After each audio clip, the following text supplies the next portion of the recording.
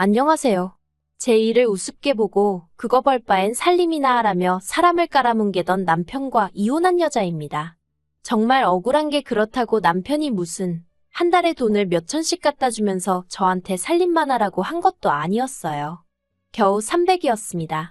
300이 적은 돈은 아니지만 솔직히 요즘 같은 물가에 넉넉한 돈은 결코 아니잖아요. 그렇다고 막말로 저희가 어디 비빌 언덕이 있던 것도 아닌데. 남편과는 처음 입사 동기로 만났습니다. 동갑내기로 서로에게 의지하고 힘이 되어주며 직장 생활을 하다가 4년 만에 정식으로 교제를 시작했지요. 하지만 그동안 서로 곁에서 오랫동안 지켜보고 겪어왔기에 솔직히 사귀기 전이나 후나 크게 달라진 건 없었어요. 오히려 사람들의 입방아에 오르내릴까봐 작은 행동 하나도 더 조심스러워졌달까요. 그러다 사귄 지 1년 좀 넘어가던 해에 제가 먼저 퇴사를 결심하게 되었습니다. 저는 원래 제 사업을 하고 싶은 생각이 있었고 직장 생활은 사업에 필요한 자금을 모으기 위해 다니고 있던 거였으니까요. 제가 퇴사 후 사업을 시작하면서 당연히 남편과 함께하는 시간은 줄어들었는데 솔직히 저는 이게 그렇게 문제라고 생각하지 않았습니다. 하지만 남편은 갑작스러운 변화에 좀처럼 적응하지 못하는 눈치였어요. 그리고 그래서인지 넉 달 만에 남편이 프로포즈를 해왔습니다.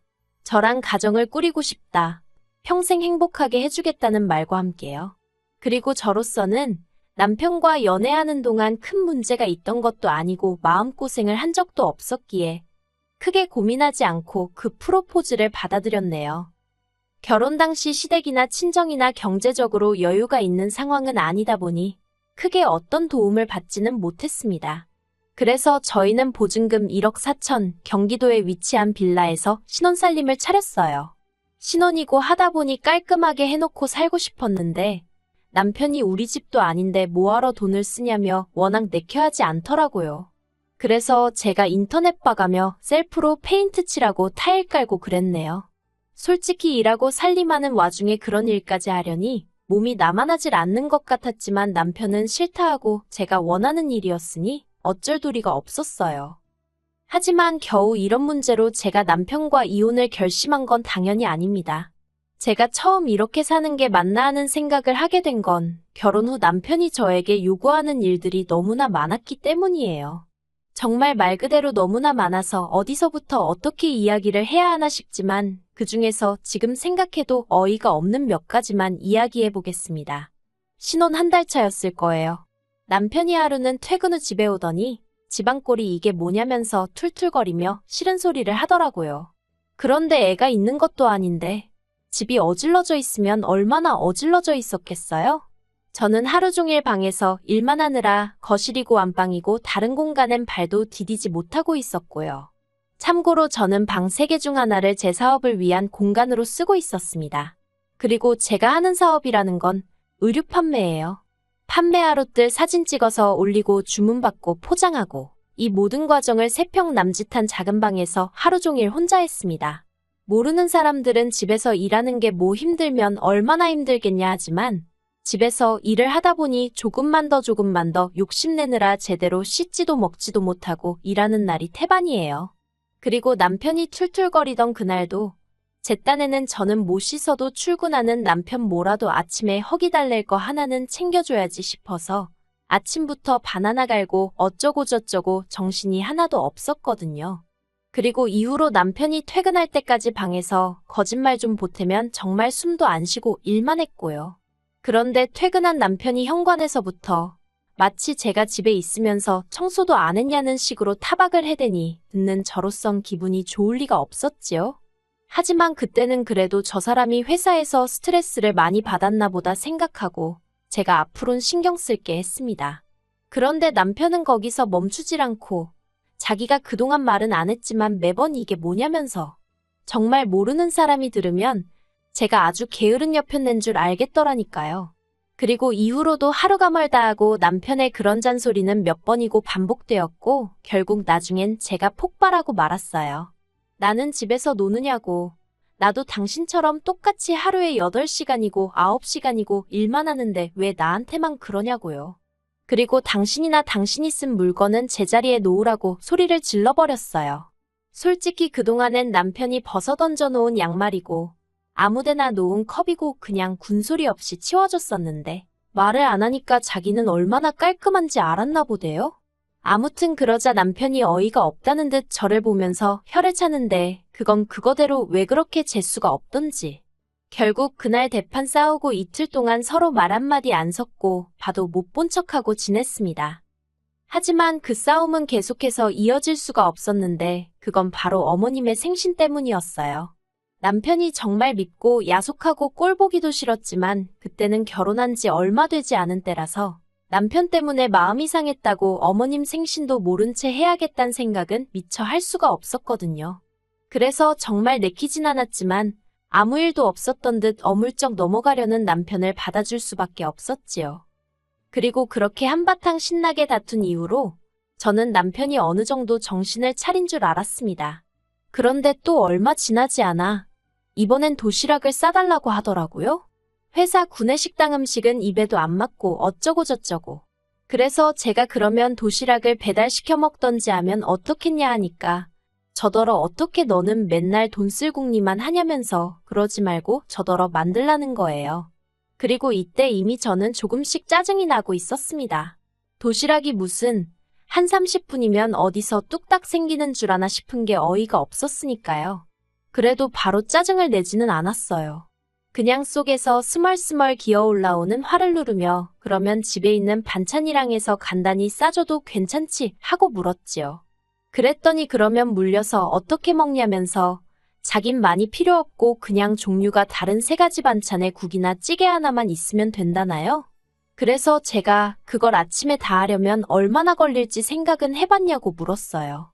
그랬더니 또 한다는 말이 밥은 밥솥이 하는 거고 나머지는 어머님 하시는 걸 보면 얼마 안 걸리더래요. 이땐 정말 너무 속 터져서 그건 어머님이고 나는 그렇게 못한다 했습니다. 당신이 장가 오기 전까지 직접 당신 손으로 음식 해본 적 없다고 한 것처럼 나도 거의 해본 적이 없다고. 여자라고 해서 무슨 결혼만 하면 갑자기 아무 음식이나 할 수 있게 되는 게 아니라고요. 그랬더니 한다는 말이 자기는 제가 현모양처인 줄 알았는데 여러 가지로 실망이라대요. 그리고 그런 소리를 듣고 제가 속도 없이 도시락을 싸주게 생겼나요? 당연히 안 싸줬지요. 그러다 한 번은 이런 일도 있었네요. 친정어머니 생신이셨는데 솔직히 그때 남편하고 사이가 좋은 것도 아니었고 남편도 가타부타 말이 없길래 그냥 혼자 친정에 갔어요. 그렇다고 남편한테 아예 말을 안 하고 가출하듯 집을 나간 건 아니었고요. 남편에게 친정에서 하루 자고 오겠다고 했죠. 그리고 그랬는데도 남편은 뭐 이렇다 할 이야기가 없었습니다. 왜 가는지, 자긴 안 가도 되는 건지, 뭐라도 사서 가는 건지 그런 말도 없더라고요. 그러니 제 입장에서는 비록 제가 먼저 같이 안 가겠다고 마음을 먹긴 했어도 좀 서운한 거예요. 그렇지만 치사하고 구질구질해서 저도 그런 남편한테 더는 말하지 않고 그냥 다녀왔습니다. 그런데 매일같이 남편하고 한창 날 세우면서 일만 하다가 친정 부모님을 뵈니까 너무 좋더라고요. 그래서 계획과는 달리 하루를 더 있다 가게 되었어요. 그런데 1박만 하고 온다던 와이프가 집에 안 오면 뭐라고 연락이라도 한번 해보는 게 정상 아닌가요? 하지만 남편은 연락이 없었습니다. 그리고 친정 부모님도 왜 박서방은 너를 찾지도 않냐고 물으셨는데 차마 부모님이 걱정하실까봐 거기다 뭐라고 무슨 말을 해야 할지 모르겠더라고요. 그래서 그 사람 지금 몸이 안 좋아하고 둘러댔더니 그러면 남편 옆에 있어야지 여길 왜 왔냐고 친정어머니가 깜짝 놀라시더라고요. 아무튼 그래서 마음 같아선 3박이고 4박이고 더 있다가 가고 싶었는데 어쩔 수 없이 집으로 돌아왔어요. 그리고 그날 밤 퇴근한 남편이 저를 발견하더니 뭐라는 줄 아세요? 제가 없어서 밥을 한 끼도 안 차려 먹었다면서 저더러 밥 좀 차려달랍니다. 그리고는 장모님이 뭐 반찬 같은 것도 안 챙겨주셨냐면서 사위사랑은 장모라던데 너무하다는 거예요. 어이가 없었습니다. 자기가 무슨 67살 먹은 어린애도 아니고 어떻게 제가 없다고 밥을 한 끼도 집에서 안 차려 먹을 수가 있는 거며 그렇다고 해도 와이프가 자기한테 말도 없이 2박 3일을 친정에서 보내고 왔는데 솔직히 남편이 저를 보자마자 왜 말도 없이 더 있다 왔냐고 화를 냈으면 그것도 그것대로 짜증은 났겠지만 적어도 이렇게나 실망은 하지 않았을 것 같아요. 그런데 화는커녕 저를 보자마자 밥부터 찾는 남편을 보고는 도대체 이 사람은 나를 뭘로 생각하는 건가 싶어서 어이가 없더라고요. 뿐만 아니라 그 와중에 사위사랑은 장모라니. 자기는 정작 장모 생일도 기억을 못하고 있었으면서. 그래서 헛소리를 남발하는 남편을 경멸스런 눈빛으로 한번 쏘아보곤 그냥 안방에 들어와 버렸습니다. 그러다 결정적으로 제가 이혼을 결심하게 된 건 남편의 썩어 빠진 정신머리를 알게 되면서예요. 남편이 하루는 술에 취해 들어와서는 저더러 야, 너 그러더니 네 통장 좀 가져와봐. 얼마나 버는지 한번 까봐. 그러대요. 그리고 황당한 제가 왜 알아서 뭐하게 하니까 저더러 지금 하는 그 사업인지나 발인지 그거 때려치고 집안일이나 하랍니다. 자기가 한 달에 300만 원씩 꼬박꼬박 벌어다주고 있는데 가장 대접도 못 받고 열받아 죽겠대요. 그러면서 저더러 너 돈 100만 원이나 버냐면서 그거 꼴 같지도 않은 돈 번다고 집안일 소홀히 하고 그거 끼니마다 반찬 좀 다르게 하라니까 그것도 하나 못하냐면서 일 때려치랍니다. 그리고 가져다 주는 돈으로 조신이 살림이나 하라나요? 어이가 없어서. 하지만 술 취해서 지가 뭐라고 떠드는지도 모르는 인간하고 도대체 무슨 말을 하나 싶더라고요. 그래서 됐다고 술 깨고 이야기하자 했습니다. 그리고 이튿날 마침 주말이기도 하고 그래서 허심탄회하게 이야기를 해보자. 이렇게 분위기가 잡혔습니다. 남편은 자기가 전날 밤 뭐라고 짓거렸는지는 생각도 안 나는지 저더러 술 좀 깨게 술국을 끓여달라는 헛소리를 하길래 먹고 싶으면 시켜 먹던지 해 먹던지 알아서 하라고 했어요. 그랬더니 혼자 또 한숨을 푹푹 내쉬면서 자기가 무슨 ATM으로 보이냐입니다. 그래서 제가 남편더러 당신은 한 번이라도 우리 살림이 어떻게 굴러가고 있는지 생각해 본 적은 있느냐고 했어요. 그랬더니 그게 무슨 소리냐며 알아듣게 말하라고 성질을 내대요. 그래서 제가 우리가 지금 적금은 얼마나 들고 있는지 보험이며 각종 공과금이며 양가에 드리는 용돈이며 당신이 끌고 다니는 그 자동차 유지비며 그게 정말 300만 원으로 충당이 된다고 생각하냐고요. 그랬더니 남편이 한다는 말이 그럼 뭐 제가 벌어서 끼케야 돈 100이나 보탰냐입니다.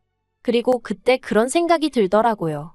이 사람은 나를 얼마나 얕잡아 보고 있는 걸까? 그리고 말이 나왔으니 말이지만 결혼하고 얼마 지나지 않아 아버님이 쓰러지셨어요. 그러면서 사회활동을 전혀 할 수 없게 되셨고 그래서 친정엔 30만 원 드리면서 시댁엔 80만 원씩 챙겨드렸습니다. 그게 다가 아니었어요. 저희 둘이 결혼하던 당시 남편이 저와 상의도 없이 전액 할부로 전기차를 샀었거든요. 그래서 그 차 할부의 유지비로만 또 돈 100은 우습게 나가고 있었죠. 이것만 해도 벌써 200인데 무슨 300씩이나 갖다 주니까 집안에 들어앉으라는 소리나 하고 있다니? 사람이 돈에 대한 개념이 없어도 어쩜 저렇게 없나 싶은 게 갑갑해서 화가 나는 거예요. 그래서 결국 제가 꼴랑 돈 300 가지고 당신이야말로 유세 좀 작작 부리라며 이렇게 사람 치사하게 만들 거면 그냥 헤어지자 했습니다.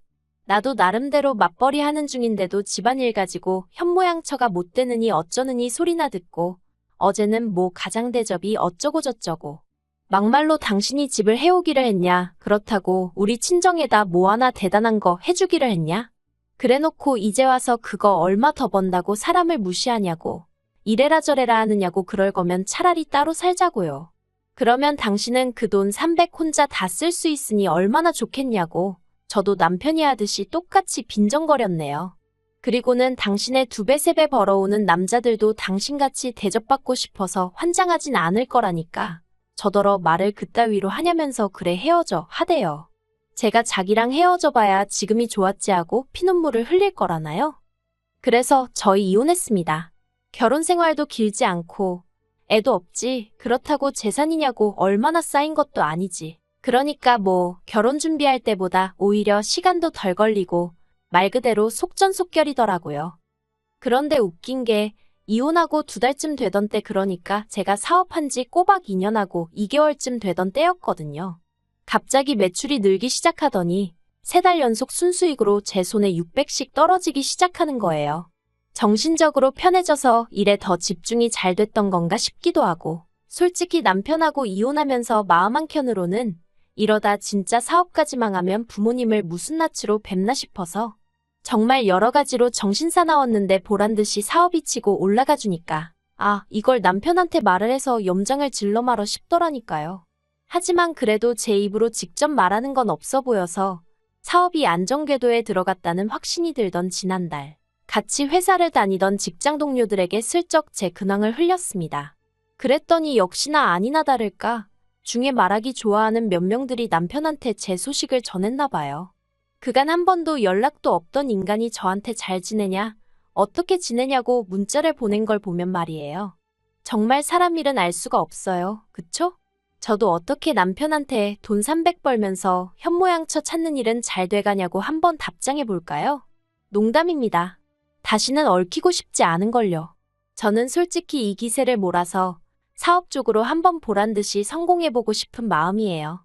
남편이 절 놓친 걸 후회하게 만들겠다 그런 게 아니라 남편에게 나는 네가 벌어다주는 알량한 돈 몇 푼으로 이래라 저래라 할 수 있는 여자가 아니었다는 걸 똑똑히 알려주고 싶어서요. 유치해도 뭐. 일단은 그게 제 목표입니다.